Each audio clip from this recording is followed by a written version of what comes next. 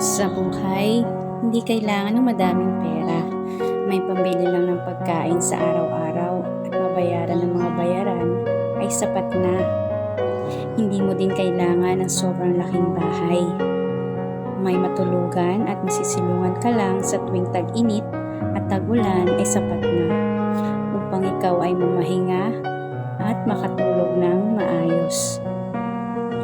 Hindi mo din kailangan ng magagarang damit.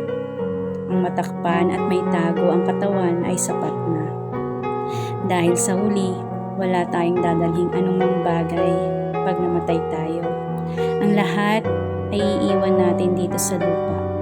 Tanging mabubuti lamang na nagawa natin ang madadala natin.